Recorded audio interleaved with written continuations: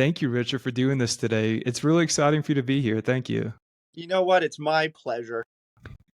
Likewise. And, I think the easiest place to start, because I'm familiar with your work, I've been seeing you for many, many years, many, many years. And I want to start at the very beginning, kind of your experience of getting into the scene, if that sounds good, because we're around the same age. And I'd like to hear just your experiences growing up, going to shows, getting started in the scene as a whole. Okay, so this scene, here's the thing. I love the music. Um, Sure. Big fan. As we get older and we get more dated, and there's like less of this music being made. There's less Panic at the Discos. There's less Fall Out Boys. There's the My Chem. There's like they don't like. I don't want to say they don't make it like they used to, but they don't make that kind of music really hardly anymore, and not as much. Um, it's still freaking out, isn't it? Oh my god. Yeah. So when I first started, like I really wanted to be kind of like a part of something, and like this is, I started Social Repose in 2011, but it didn't really start getting traction until like 2015. So I grinded for like 5 years, and okay, so I about getting into the scene initially. I think like a perfect example of this is some of the first shows in 2011, 2012. I would stand outside of venues. This is before I like dressed up all crazy. I pretty much looked how I did now with shorter hair.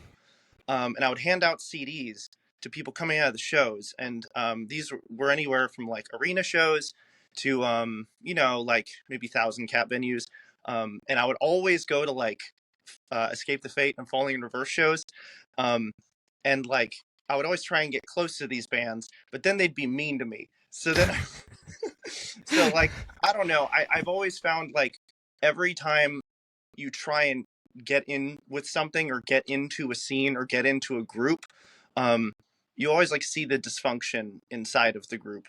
And I don't know. I've always been kind of like very solo in everything that I do, and that like I love the music, I love the tone, I love what the scene represents.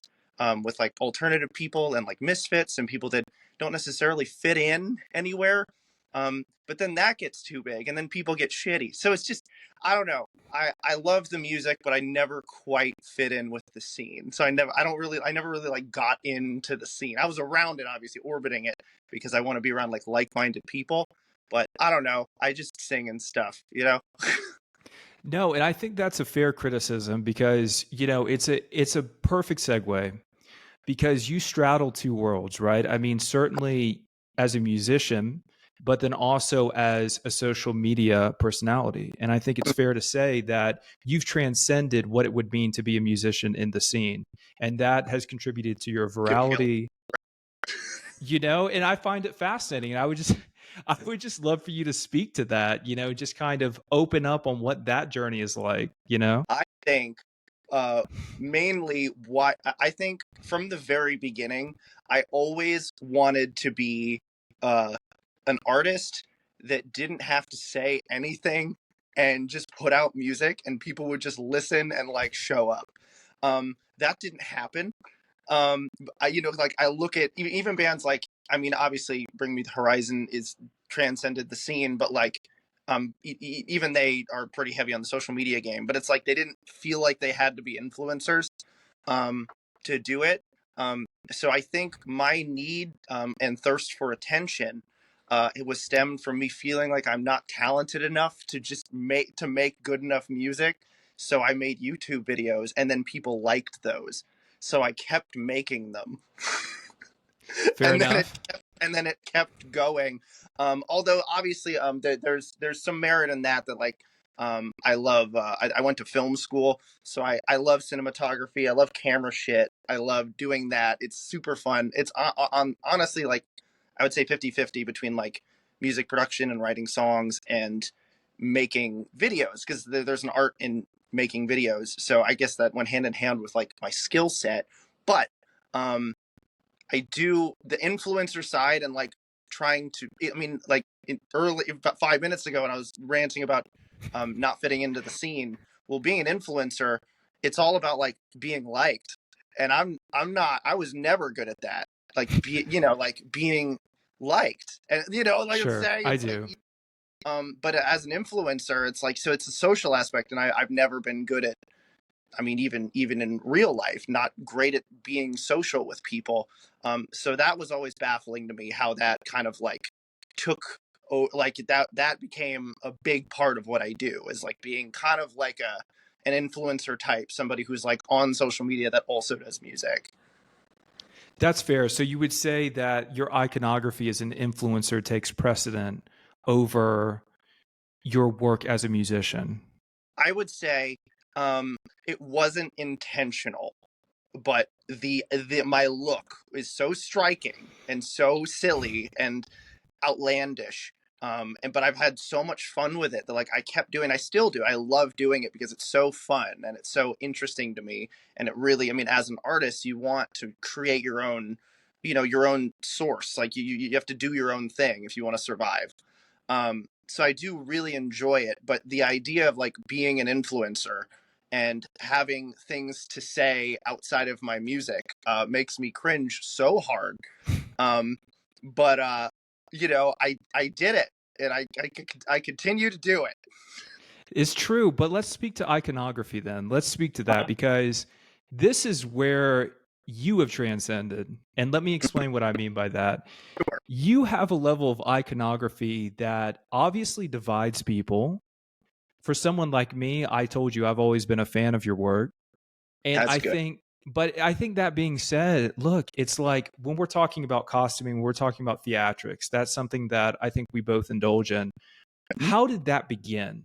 How did it begin, the moment where you kind of turned the knife, turned the screw a little bit, might be a better analogy, and you said, I want to move into a more iconography, how would I say this? A realm of more iconography, if you will, where you went with the costuming, you went with the sensationalism. When did that happen and what was that thought process like? Well, to be honest, from 2011 to 2015, I literally just looked like an emo kid that wore, black V-necks and skinny jeans, and had straight black swoopy hair, and sang about my problems, and nobody cared. Um, but like looking back on it, I didn't understand at the time. I'm like, my music is so good. Why does nobody give a shit? And then you look back and you're like, oh, okay, I can see why.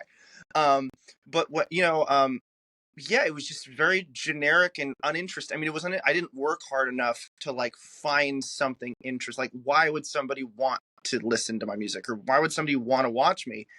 um, until I started like getting more adventurous and like really pushing myself to like, what do I want to look like? What, like, if I were to go on stage, why would somebody want to watch me? And it sure isn't because it's like another emo kid like screaming about his problems. Um, so I think initially, at least, it started with the headdress, because of course it did. At least when things started to do decent. It started because I was a big fan of Dead Mouse. Like I said this 1,000 times, where it's like, um, Dead Mouse. I really like his music. I mean, he's one of the pioneers of like modern EDM. But his mouse head is so silly and so iconic, and it's like you can't mistake it for anything else. It's like you Mhm. see the mouse head, you're like, that's Dead Mouse. And I would say, I mean, obviously his music's very good, it's very successful, but I would say a good portion of his success is because it's so recognizable. It's so like it pulls you in. So I was like, I need something like that. Fair Um, enough. and Okay. one day I was on the internet and I saw the headdress, and I wanted more, like, and I wanted to look like a World of Warcraft character. I Okay. wanted to be very like a warrior type, and I wanted to look big, because I'm not physically imposing as a person. Um, the sorry, the internet thinks I'm 5'8", which just really it's really grinds my gears. Which but the headdress is big, and it just, I don't know, it just worked. I put it on and it stayed on my head, and it like, I don't, it's very lightweight. I think it looked really cool, and it just kind of like it was a snowball from there. And how would you describe that character? Um, I mean, I'd like to call it a character, but it's not. It's just me being louder. Um, So it's an exaggerated everyone, version of like yourself. likes to say that it's like, oh, it's just a character, but it's like that's a way of deflection. You know what I'm Sure. saying? And like, um, it obviously is exaggerated because it's so easy to be bigger when you Hmm. look like that, when you have crazy makeup on and you have literal armor. Even in the beginning, I had like leather armor because I couldn't afford plate because life is a video game. Totally. Um, and I don't know. It's so easy to be larger than life when you're in costume, and like if you're on stage, and people genuinely like even in like 2014 when I had just started that, and I probably had 1,000 followers on social media. Um, and I went to Warp Tour. That was the first time I realized this thing could work. Is I went to Warp Tour in that outfit, went back when security was not as crazy, and like I just had like a studded leather jacket and like torn up skinny jeans and the headdress and like a couple blinged out things, kind of like a very cheap Black Veil Brides. Um, and people were like lining up to take photos with me. No way they knew who I was. Like there was zero, like maybe one person was like, "Man, I think I saw you on Facebook." Um, but it was like the way that it kept it. People like thought I was famous. People were like, "You have to be in a band or something," and they all wanted photos with me, and they treated me like I was famous. And it was just like, I don't know. I was like, okay, there's definitely something to this that like captivates people. So like, I Hmm. wanted to explore that. So let's speak a bit more to that before we go forward, because I'm very curious about that era of the scene. Now, I know you said you feel more adjacent to the scene because truly what you do is so different, but I feel adjacent as well. More so like as it pertains to fashion and things like that. I'm, not within the musical realm of the scene. So I would Now, like to know. why isn't that? Do you just not like making music? I'd love to, given the opportunity, I would do it. Because it I would would go. try I anything. saw one of your like it was an art installation. It was on your Hmm. Instagram. Yeah. It looked fucking sick. I appreciate that. I would love to. Come, honestly, let's figure out a way to do something together. I would love to just expand that universe. But yeah, art installations, fashion, and that Yeah, particular thing was pretty crazy. yeah, it's cool. Yeah, I think it's interesting because like that ties back into even my next question because you do a variety of different things and but expanding on that era of the scene, I want to say maybe 2010 to 2020, let's say 2017 when kind of alternative rap came into the picture. Yeah. What was that era of the scene like for you? Because I wasn't really participating as much then, and I just want to know what that energy was like, what it was like, at the height of Warp Tour, all of these things. If you could just kind of run me through that. I mean, I wasn't like I was in it. I started in 2004. I mean, I've been going to Warped Tour since 2009 because like I'm Hmm. 33. So like I was 19 in 2009. So For like I was sure. prime age for like peak MySpace years, but Yeah. I was not popular on the internet then.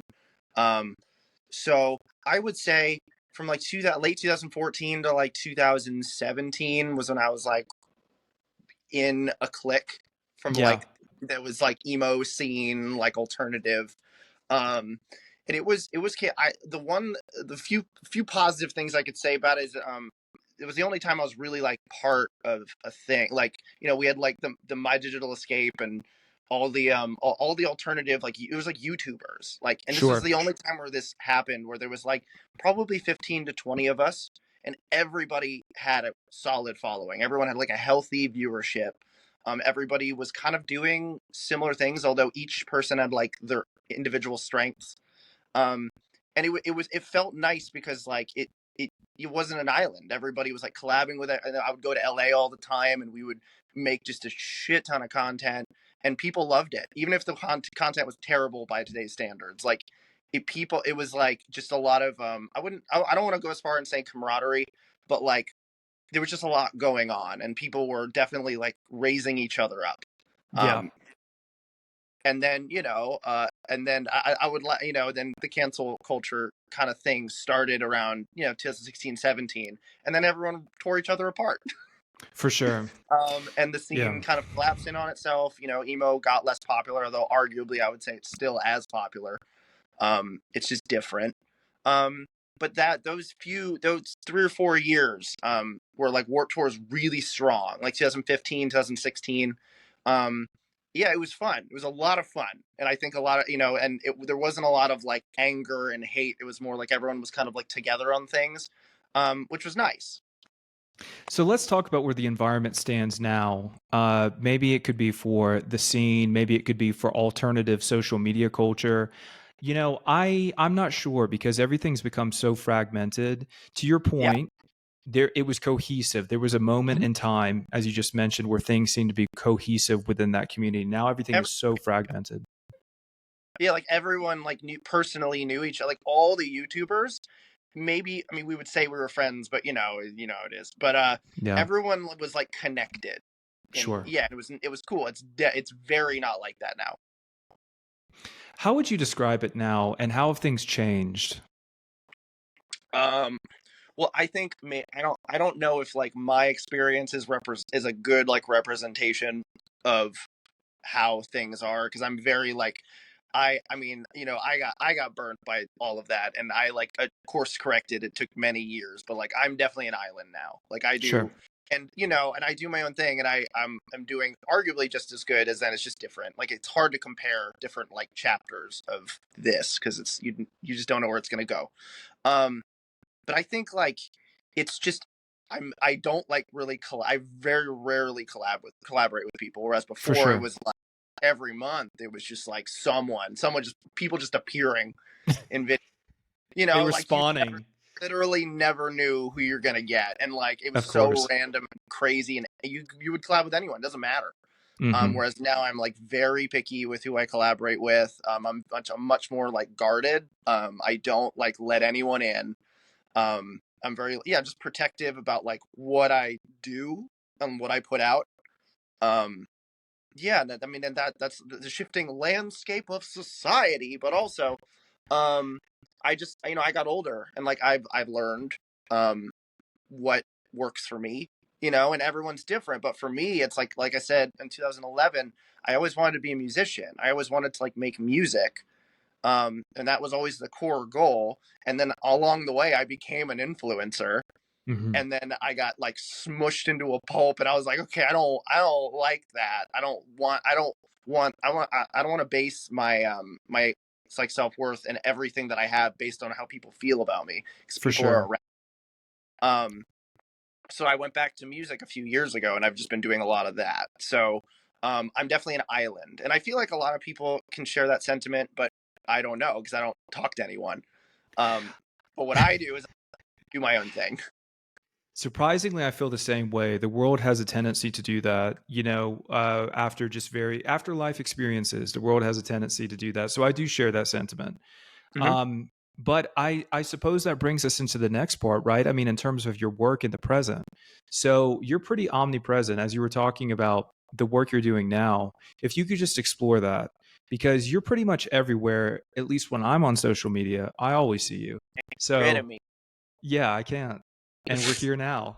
Yeah, that's what I'm saying. Well, I've always like I'm kind of like a cockroach, which better or worse, like people thought they could crush me back a few years ago, and I'm like, no, I'm not. I don't give up.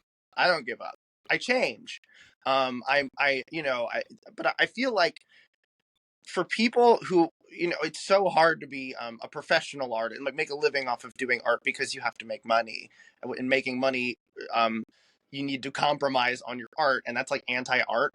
um Hmm. if a true artist to their core shouldn't have to worry about money, which is why all professional artists are generally rich people, because you don't have to worry about appeasing audiences. Anyway, I'm going on a tangent. What was the initial question? Mostly just concentrating on your work right now and just everything that you're working on, finding a starting point for that. Yeah, I don't know. I feel like it's always like my my previous like YouTuber tendencies always come out where like the picnic table videos where like I just do like a quarter of a cover on in my backyard on a picnic table, and I did one of those and it got 1 million views, and I was like, "Oh, and so I did 500 of them. Like, and that's so YouTube, where like you get one video and you just try them out, and you fall flat on your face 100 times, but then you get one video that does well, and then you do it 1,000 times, and hopefully you like that video. which I did because it's like it does require me to sing, and a lot of it, I would say 90% of it's not, it's cover music. It's not original stuff, but I do like the bands, I like the songs, and it does funnel people into my music. So it's been very good. Um, but in like, God, where was I going with like the influencer thing of like longevity and being an internet person? Um, there is compromise in it, and that you have to like find like ways to make sustainable content if you want to like survive, especially financially, or to like keep growing. But it's like also very anti-art. So I don't know. I'm always very conflicted with like how I make content, because like the bread and butter right now is like covers and like things that are really easy to kind of just spit out, and I think they're fine, but it's a lot of the times it ends up being quantity over quality. um but you also have to make a living, and you have to, I don't want to get a real job. Who wants a real job? um I agree. and then occasionally I put out an original song that I'll shove a shit ton of money into. um so that's kind of how I do it. But yeah, I mean that, yeah, I don't know. Yeah, I'm just gonna trail off there. That's perfect. And that, yeah, the ellipsis. Yeah, Um, I think let's go back to that, the bread and butter, as you mentioned it. Let's talk about also the picnic table covers, because regardless of what the context is, again, incredibly viral. Everyone has sure. seen these. Everyone has seen these. Let's just talk maybe some interesting experiences you've had doing these, or reactions you've had, interesting moments. Like, what are some things that surprised you in the course of making those covers that have been like, wow, holy shit? Yeah, well, the wildest one was last week. You probably saw. I mean, yeah, last week, I did last year. I did a cover of The Kill, 30 Seconds to Mars, which is a cover. Looking back at it, I'm like, I probably. It's so funny, like the ones where I'm like, I could have done a little better on. Sometimes you just kind of like sing it, and I'm like, it's probably fine, and then you put it up. But you look back on it, you're like, yeah, I probably could have hit that note a little better.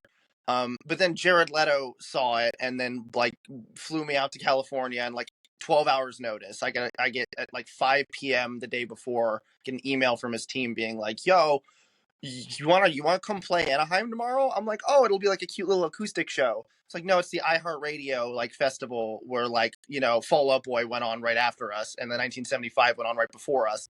Like they were all back. Like it's just like I've toured. I've done so many tours. But like I can expect between like 50 and 100 people. We play like bars, and it's fine and it's good, and there's definitely like fun to be had there. But then to go, I think the biggest show I ever played was maybe 350, 400 people in Europe.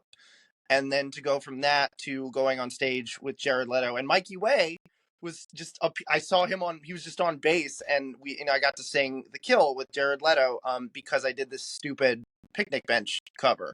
So like you truly never know, like when you post things on the internet, um you don't know where they're going to go, and that's so fun. I think that's so fun. Like it wasn't like that before, and now whenever I post something, like I mean, I posted a Neck Deep cover, Part of Me, a couple weeks ago, and they reposted it, and they've never reposted a video before. That's the only video they've ever reposted. That Oh, wow. makes me feel so good, because I'm like, they liked it. That's so cool. No, it is. It's incredible how these things happen so spontaneously. And yes, I did see that as well. The 30 Seconds to Mars. Mhm. That was interesting. Could you talk a little bit or more about that experience and what that was like being on stage with Mikey and Jared? Well, And I definitely could have sang better. I was really beating myself up. I mean, I think I did okay. The mic didn't work walking out there, which is like nightmare fuel. Um, they got my mic working, but it was definitely like just. I mean, I don't know. It's a dream. Like, what do he asked me to sing their biggest song. I mean, not sing. Like, I helped him sing it. He was sick. Um, and it's just like, you know, like I wish I had more time to prepare, because I would have, yeah, I'd learned I mean, I knew the song, but I didn't know the song because it's so old. And so I had to like, prepare for that, but just like getting literally thrown into the fire there, um, in a good way. Because like, obviously, I'm just happy to be there, but like just standing there backstage during 30 Seconds to Mars' set, and I've never been a part of anything like an arena size. It was a sold out arena. It was like 15,000 people, and there's a big spotlight on you. Oh, Um, continue. It was kind of it was one of those things where I knew when I got the email, which was like 15 hours before I was on, like 15 hours from in Washington D.C. to the stage. Yeah, it was about 15 hours. So I literally got it and was like, "Fuck, all right," like because you have to like pack up all your stuff and do all the logistics to it. But I knew going out there was going to be like a core memory because it's the biggest show I've ever played before that was like maybe 300 people. And then this was 15,000. Obviously not my wow. fan. Well, maybe like a couple, maybe like 12 of them. But it was, it's one of those things where I knew like not a lot of people get to do, not a lot of entertainers get to do, get to go out there, let alone like try and sing and like do the thing that you're supposed to be good at.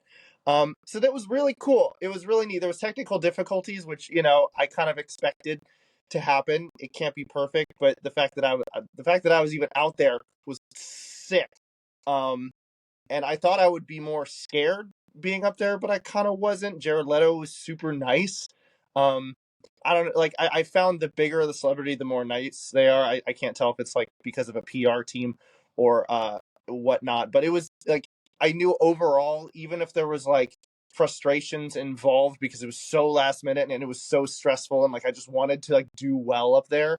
Um, in the back of my head, there's always like this gratefulness of just like being like yeah, just being in front of that many people is sick. It's like like you can't beat it. Like you can't beat that feeling of like having the spotlight on you and being able to do what you do. Yeah, and we were talking about, the dichotomy between being in a huge arena like that and basically touring, what that experience was like for you because you still are seasoned in terms of having gone on many tours. Contrast kind of your likes and dislikes about that process because not many people get to see behind the scenes. They think it is a lot of glamour. What is that experience really like and what are your sentiments on that? I mean, I think anyone who goes to smaller shows, and I'm talking about like less than 1,000 people, will know that touring is not glamorous. I liken it to camping. Uh, it's like it's camping, but you also have to like look presentable and like perform every night. So and it's also like I always found that since I don't like leave my house very often, I get sick really easily. On tour, I'll get in a month, I'll get sick 3 different times. Like I'll have like a cold, then I'll get laryngitis, and I'll do this, that because you're around so many different new people. Um, and it's just yeah, it's tough. It's like it's physically exhausting, it's mentally exhausting. I've always said that it's like it's I like complain and bellyache about it all the time, but also it's a privilege to be there and to be, there's nothing really compares to when a show is going really well. And, even if 100 kids show up and they all know most of the words to your songs and you get to sing along with them and, it's a fun, good, jolly old time like that. It's hard to beat that, but that's only 1 hour out of like 48 other hours of like driving on an empty open road where 18 wheelers want to kill you and like you're eating fast food and like gas station, you don't get hardly any sleep. You have to make sure everything goes right so you get to the shows. It's very financially risky. Like if something goes wrong, since I'm a solo artist and I'm not signed to a label or anything like that, if something goes wrong, like I am so fucked. Like I am like just like gargantuan. Just it could be over if my car gets hit or if the trailer gets hit, which happens, or if the trailer gets stolen. Like I don't have Mm, insurance, like production insurance for that. So it's just but so I'm very careful with like when and where I go on tour now. mhm. I really enjoy being a digital creator. I enjoy like making a living that way. But they're obviously like touring isn't all bad, but I'm as an introverted fellow, it's not always for me. Yeah, I could definitely relate to that. I empathize wholly. And, that's an interesting perspective. Two things come from that. Number one, do you have a favorite touring memory, if at all? Because me, I probably wouldn't find anything. Tell me what your favorite memory is. Oh man. Okay. Um, I think one of my favorite ones. It was in the Netherlands. It was my one and only European slash UK tour, and I think like there was over 300 people. It was one of my, I would say, biggest shows, because biggest headline shows, which was like 300 people. Which, for me it was really fucking good. I was like, yes. Um, and I figured I wanted to do this thing where I wanted to shave my, like, this is when I was getting canceled, so it was like, nothing was off the table as far as I'm like, man, my fucking career is over. So like it was almost liberating. I mean, it was a very depressing point in my life, but it was very liberating in a way that I could kind of do anything, because I'm like, well, I'm already fucked. um so I got up on stage and played this like 20-minute interlude, and shaved my head on stage. And just didn't say anything, and just like got on my knees and just shaved my head, and it was just like, ah! It was like, oh, I'm an artist. Um, so that was pretty sick. I was very happy in front of like a large crowd that really enjoyed me. But it was like, because I always love that with artists. When you don't know what they're gonna do, you're just like, where's this going? And you hope it's good. And if you like the artist, you assume it's gonna go somewhere. So yeah, that was pretty cool. Okay, that's pretty wild. It wasn't as crazy as I thought it would be, but that's perfect. I mean, That's yeah. I wonder though, speaking to being a digital creator and just having crazy moments and where things are headed in terms of technology. We touched on this briefly, but talk to me about live performances as it pertains potentially to the metaverse, as it pertains to maybe you doing live performances in the future digitally. I could see that with you especially. So I want to I know your thoughts on that.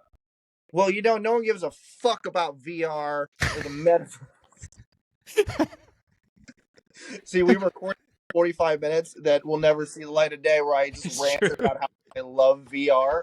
But then I thought about that. I was like, nobody gives a shit. Like, anytime I talk about VR, I love VR. I think it's great. I think every time I strap into my index, it's right there in that room, and it's on the floor. Fucking love it. I could see the use case for it. Whenever I'm in it, I wish the world could experience what it's like to be strapped into even this early phase of VR. And I'm Okay. sure it's good. It's gonna be awesome. But you know, nobody gives a fuck. It's so hard. I wish people did, though. No, I like, obviously, like, performances, like, do it going, because I mean, going to a show like I went to When We Were Young festival, not the last year, 2 years ago, and I Okay. never go to festivals. I just don't, because I don't like massive groups of people. Sure. Um, but I went because, like, My Chem, Fall Out, like every fucking band under the sun was playing that festival. So I was like, okay, I'm gonna do it. I'm gonna go. And lo and behold, I was like, wow, I obviously the band sounded great, but I just do not like large festivals. So if I could somehow like strap into VR and experience a festival from the ground floor without actually having to be around 80,000 stupid fucking people, I would do it. That'd be great. I'd pay $20 for that. I'd pay $20. I love when you say strap in specifically. There's something like very unique about that choice of phrasing. I just want to get I mean, it strapped is. in. You're strapping in. I've got the haptic vest too. It looks so lame, but I love it.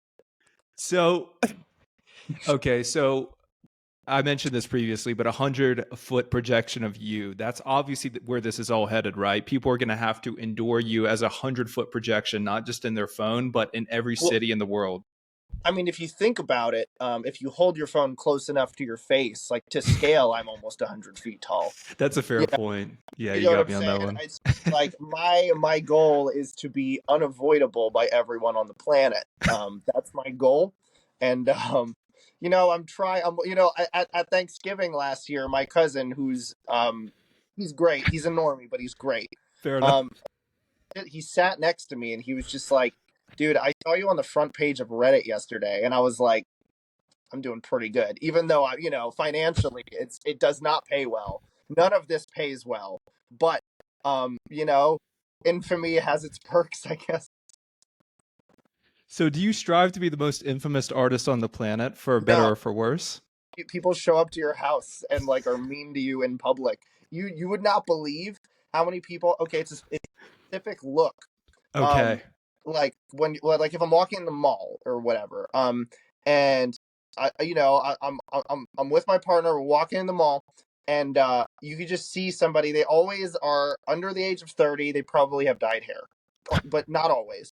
Um, and we lock eyes, and they don't say anything, but you see the light. They like do a double take, and then a light bulb goes off, and it's a very specific. Because I've been doing this for like 15 years now. You know exactly what the look is, and I'm like, they won't say anything because they're not like a big enough fan, but like you know it, and you both have a moment, and I'm just like, don't you fucking do it, and then they don't, and then we go on our right way. But it's fine, But a lot of people, every time I go to the Renaissance festival, because for some reason people just like to get really dramatic there, but I fucking love Renaissance festivals because I get to dress up.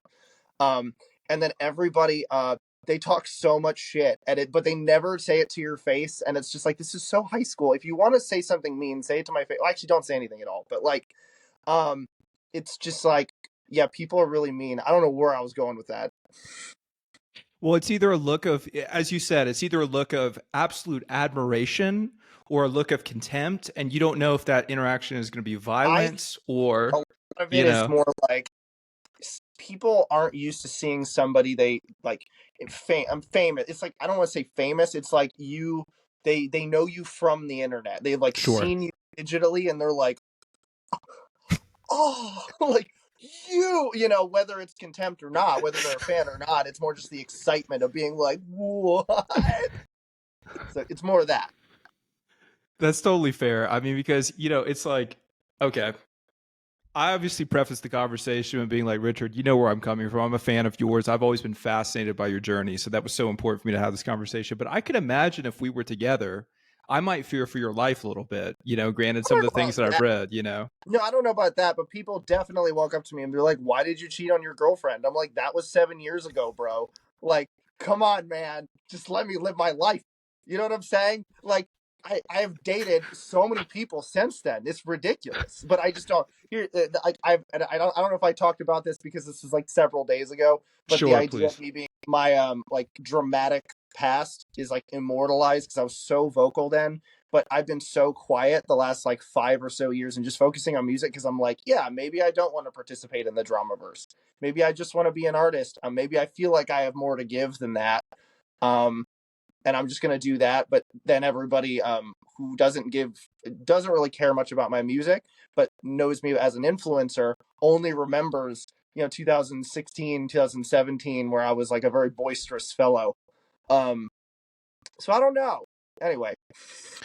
Well, that's exactly what I wanted to talk about, and specifically fandom, because we touched on fandom previously, but it has become something that I can't comprehend. I mentioned to you, like, look, I'm at this point scene adjacent.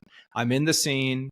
Mhm. We're both scene adjacent, let's put it this way. Sure, sure. And I try to figure out what's kind of going on because I'm interested, but I don't participate in the drama. I don't participate in any of the conversation. I just kind of view it from afar. So, what have you noticed have been the most substantial changes in the fandom, your fandom or the fandom as a whole, since you started your career in this?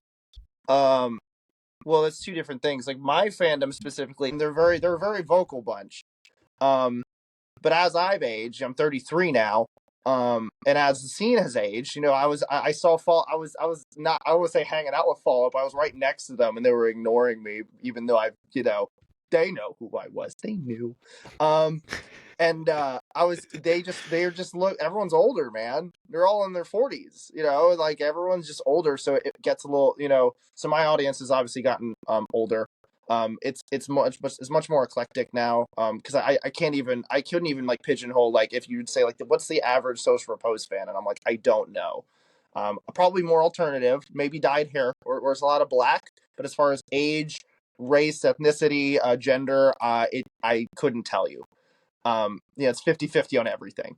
And as Fair far enough. as the scene itself, I don't think things really have changed. Obviously, the digital age makes things more accessible. But if you look at bands um, like Water Parks, Bad Omens, Sleep Token, who are like the kind of big boys in the alternative scene right now, their fan bases are super annoying and stupid. And it was like that before. when Pierce the Yeah. Veil and Sleeping with Sirens and My Chem and all, their fan bases were equally annoying when they were on top. And it's just fandom shit, and it's fun. Like, and you can't blame them for. Like, I remember I was really into the 21 Pilots fandom in like 2013, and it was also super annoying, but it was fun. So you can't blame people for getting into things. No, that was perfectly stated. Yeah. And, people do tend to fixate on obviously the more negative, sensational components. That's just human nature, right? But all in all, that's a very good way of articulating it. So I guess we'll shift the focus kind of to the final part of this, and that is fashion. I had been wanting to talk to you a little bit more about fashion because I know we talked about your particular fashion in your work as not being a costume. It's more of an elevated reality. It's a heightened reality of you as a person. But tell me, do you draw inspiration? I could Say again? never. That my outfit is absolutely a costume. I could never wear that in real life. That shit sucks. Have you ever tried it? Have you ever Well, worn it yeah, in I mean, real I go life? out, but it's like heavy and it hurts after 2 hours. It's metal. It wasn't always like that. But anyway, continue. No, I was just wanting to know maybe well, I do want to see you go out in it actually. But I Right. would like to know your fashion inspirations, maybe movie inspirations.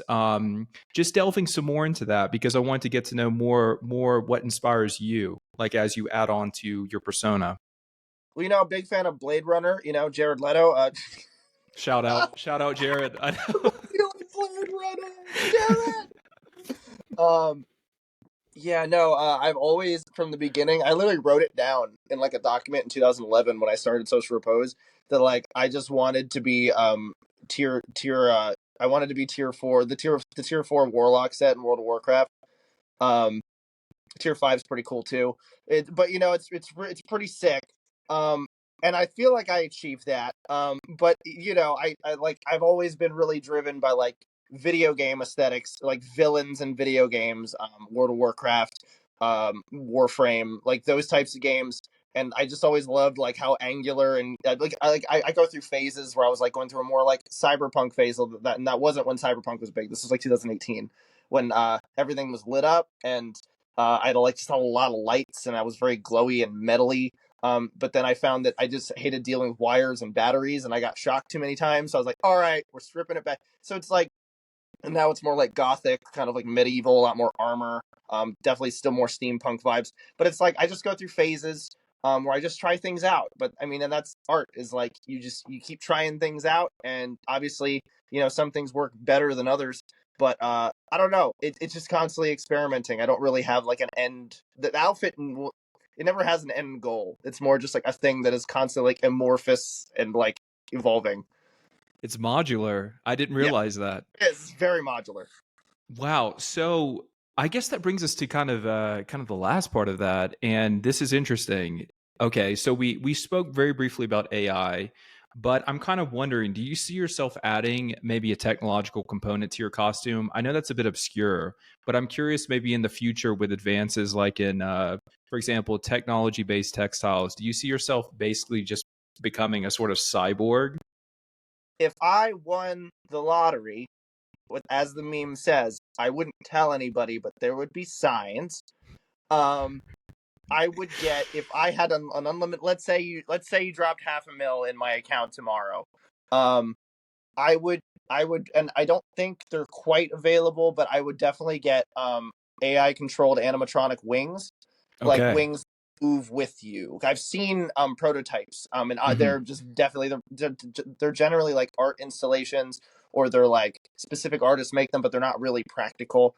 But I would like a pair of really light wings, a lightweight like aluminum wings that have like motors in them that are controlled by AI, so they can like sense where you are, like they move, they come in and out, they can like sense what you're doing, they move with your arms, they like move with you. I think that'd be very cool. I don't think that technology is like quite there yet. It's like in a practical sense, but I would definitely, as far as uh physically using AI I would use it with like motors and stuff. Obviously lights and stuff like that, but I don't know. Lights are tough because like I said, I don't like dealing with lots of batteries all over me, and it gets really confusing. But definitely a really crazy pair of wings would be cool. Absolutely sick. Well, That concludes what has been an awesome conversation, No, it and doesn't. We're gonna keep going. 2 more we hours. Let's we go. could probably do 8 if I'm being honest with you. I'd take some breaks in between, but I probably could because autism and whatnot. I could handle Hell yeah. it. So you're everywhere, so there's no need for me to reference that. But what's coming next? We got to know what's coming next. Well, I'm planning my next cancellation in order to launch my next album. So we'll be on the. I mean, you don't even have to be on the lookout. You'll hear about it. I'm not gonna say when or where. No, I'm working on a couple new songs, new music videos. No tours because fuck all you. Just kidding. No. No date, no tour dates. Yeah, no, I don't want to do that. I don't have a manager. How the fuck do people tour without managers? That's like you just book your own shows, but I don't know. You could do it all yourself. I could just email the venues and I could totally Yeah. do that. But then you have to I don't. It's just so much. And no, I don't want to do it. But new music though, very good. Very excited about that. That's pretty much it. That's like what I do in my day to day, just like work on music and then post on the internet and then work on more music. It's very liberating. I love it a lot. Well, I'm super excited. We're gonna have to come back and do another conversation in the future if you'll agree to it ahead of Yeah, time. I that'd be need your great. contract and blood right now, but let's do it. Well, that's fine. No, you're gonna become the next great tycoon in the alternative industry. You're gonna be the podcast in the alternative, circle. I don't What we need more of in the society, I'll end this on a philosophical note. We need more discourse. We need dialogue. We need conversation. Everything else is noise. Yeah, I think You know, probably you need to care less and just focus on the act. Like, what is the person producing? I don't know. Like, I've found that if I just block it all out and just keep doing my thing, people appreciate it more. Like, don't dwell. You just do. You know. when I think what that means to me is just that I have been so inspired by everything you have done over the course of your career. And there's so many people like me. And, you already do ignore the noise. The result speaks for itself. That's it. Right. Yeah. Exactly. Well, Richard, thank you so much for doing this interview today. We'll be speaking more in the future. I appreciate you Of so much, man. course. Yeah, it's been great.